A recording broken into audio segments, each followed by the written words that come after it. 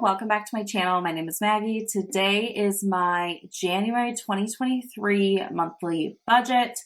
Wild that we're doing the new year already, so I have my new planner for the new year. I did a light pink cover of the Golden Coil planner, and I've already set up the January month, so I'm really excited to dive in. If you have not seen a budget video from me before, hi, welcome. I like to post a monthly budget every month on my channel, as well as then I do a monthly recap. So my December recap will be out in the beginning of January. So let me go ahead and dive into the calendar spread. There's a couple of things to talk about. All right, here we are. So I've got everything laid out here. I've pretty much carried over everything that I was doing before. A couple of changes to note though. On the side, I added in a little key.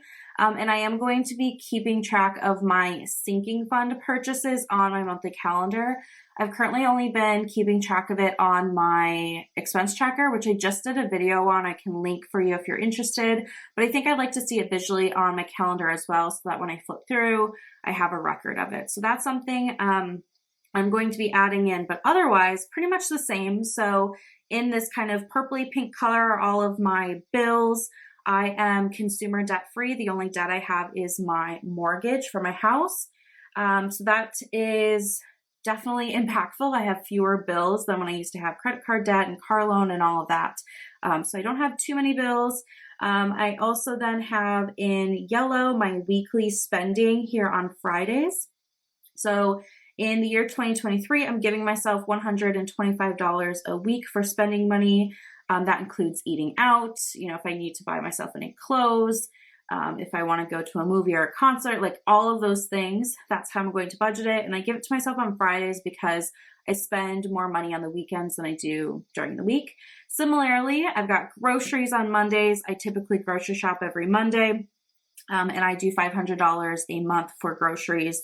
That seems to be working pretty well. So those are all listed here.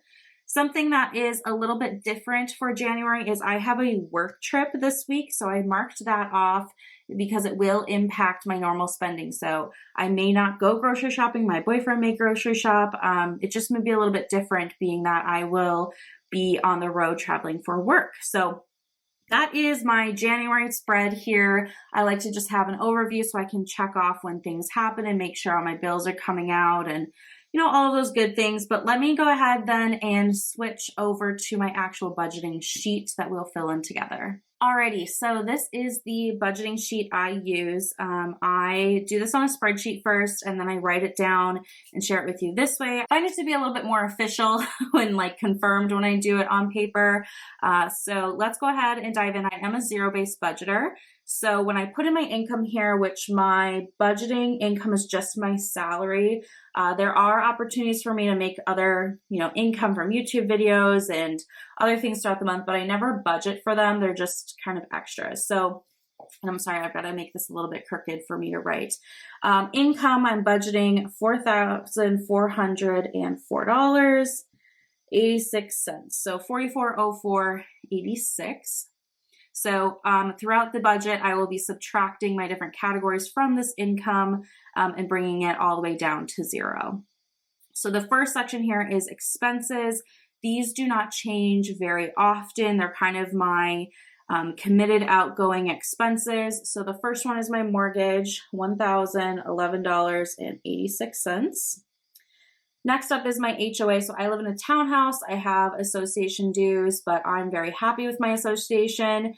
It did go up about $20 from last year, so I'm paying $20 more a month, but I'm okay with that with the cost of everything. I know our insurance just changed and it had higher rates, so $20 isn't too bad. I was honestly expecting it to be a little bit more. So now I'm paying $283.41 a month. This includes for me, snow removal, lawn care, trash recycling, our cable and internet's in here. So it's a good deal for me. I get a lot of benefit from the association. Okay, let me check here. So moving into insurance, this one may fluctuate. I have my car insurance renewing at the end of the year, so I don't know what my new monthly payment will be. So I'm just going to keep the numbers that I have, and if it adjusts, I'll deal with it. So this is $175.80. This is my car insurance, my homeowner's insurance, and an umbrella policy. Okay, utilities $146.51. So if you are new here, I keep $300 in my checking account for utilities because I have everything set up to, automatically come out. And what I do is I look at how much came out in December. So in December, $146.51 came out of the utilities account. And this is what I'm adding to replenish it. So I'm back to $300. So it helps me because I don't get all of my bills before I need to set my budget. So doing it this way, kind of like pre-funding it and just refilling it, has worked really well for me. Okay, phone, $85.79. Subscriptions, $43.52. Again, some of these, like with tax, I don't know, it may adjust a few cents.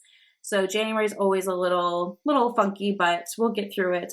For subscriptions, we have Amazon Prime, Spotify, and Netflix that we pay for.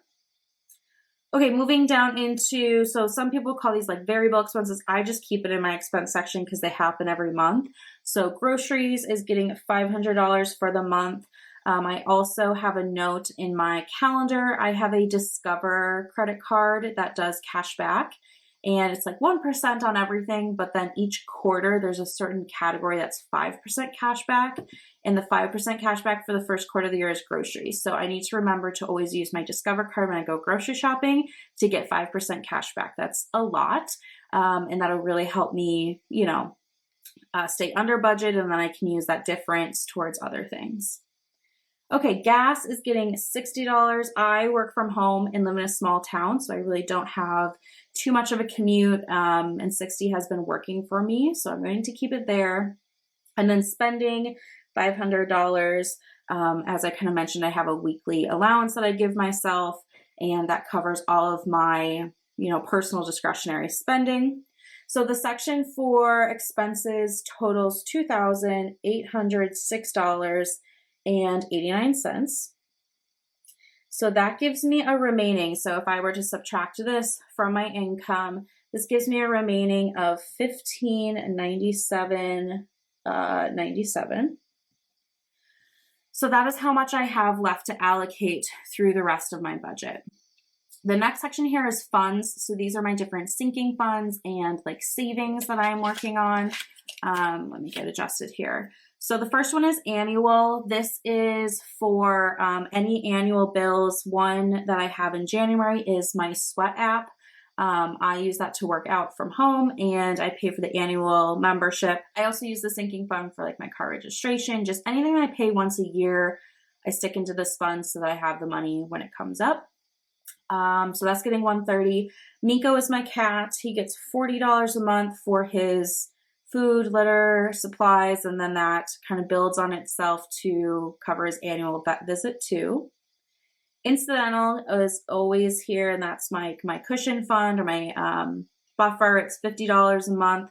So if any of those bills kind of do adjust $1 or $2, I can pull from this to make sure everything's covered. That's kind of what it's there for, or any like random unbudgeted expenses that kind of come up, I can use that kind of to help. Vacation is getting $300. I am having surgery at the beginning of February, and it is out of town, so we'll be staying in a hotel the night before and a couple nights after the surgery before we come home, so I want to make sure I have money to pay for that. Beauty is getting $50 for the month, so this, all my skincare, makeup, that type of stuff. I really shouldn't have to buy much. I just did inventories of everything I own, and that was eye-opening to realize how much I already have, and I don't need to be spending a lot on beauty for the first little bit of the year. Car is going to get $10, so this is a little bit lower than what I have been doing. I had my car serviced in, September, and I got all new tires. Everything looks good. So I'm going to lower this down to $10 while I knock out my current financial primary goal, which is finishing my Roth IRA for the tax year of 22.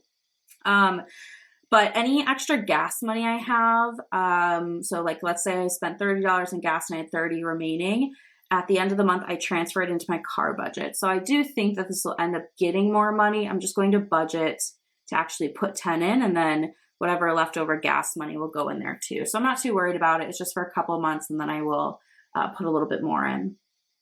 All right, gifts is getting 50. I don't have any gifts to give for the first really half of the year. So I'm going to also lower this so I can put more into my Roth IRA. I didn't want to go all the way to 0 though, just in case something came up. But I am lowering that, and then later in the year that'll increase. Opportunity, kind of the same story. I'm doing $20 a month. That'll increase later on. This is like my giving fund or an opportunity to say yes. So we do have some planned giving every year in December. And then throughout the year, if different fundraisers or different things come up, it's always nice for me to have some money that I can, give and say yes to, and support, whatever I feel like is important. Health is getting $100. So I just got a bunch of supplements that my surgeon recommended I start to take before surgery, and then I will keep taking them after surgery. So I anticipate probably having to buy another round of those late January, early February, to keep taking them. And they were about $100 this last time, so that's what I'm budgeting. Home is getting $75 after my surgery. So I'm having surgery kind of on my tailbone area. I have pilonidal disease. If you don't know what that is and you Google it, I highly recommend you do not look at photos. It's not pleasant, but I essentially have a cyst kind of on my tailbone that's being removed. And I'm been putting the surgery off for like 7 years. So I'm finally doing it, which is a big goal of mine. But afterwards, it'll take me some time as I heal to be able to really sit for long periods of time. So I want to buy a standing desk attachment for my desk, so that I can stand and, I can work from different positions then and be a little bit more comfortable. So that's my planned purchase. Home is 75. That's a little bit more than normal. Okay, and then last is emergency fund. I put $20 into my emergency fund forever. I do have a fully funded emergency fund. I have 3 months of expenses plus $1,000 of buffer, and I just keep adding 20 every month so that I can get closer to that 4 months expenses. It's nice because I had a couple of these bills adjust for the new year, and it's not like I have to put a lot of extra money into my emergency fund to still meet that 3 months of expenses, because adding 20 every month has kept me on pace. So that's great. Okay, that was a lot of information about this fund section. This totals $845, which means that I have a remaining of $752.97. So now we're moving down into the investing section. So this is just money that's coming out of my take home, like what actually hits my bank account that I'm investing. I do have a 401k plan that comes out of my check before it's, in my account and all of that. So the first one here is Betterment. I do $25 a month in a taxable brokerage account. That's just kind of a habit that I have, and I want to stick with it. And then my primary goal, so every extra penny that I have is going to my Roth IRA. So this is going to be $727.97. Of course, I would love, if I'm under in certain categories, to put extra here if I earn more money to increase this. My goal is to max out the 2022 Roth IRA, so I have until April for tax season to complete that, and I should be able to do that no problem. So this is what I'm going to budget, and then again, if I have any extra money, that's going to be the primary goal. So this total here for investing equals $752.97, which brings my budget down to 0. I always leave a cash flow section here just in case I want to cash flow anything or anything comes up, but I have no plans to cash flow anything this month, so that is going to stay blank. The last thing I like to do for my budgets is put in my priorities for extra money. So I'm just going to put like extra money. And right now I really only have one goal, and that is my Roth IRA. I have about $2,500 that I need to put into it to finish it. So next couple of months are really going to hit this one hard, and then towards the end, I'll just have a certain number I need to meet and then move on to my next big financial goal.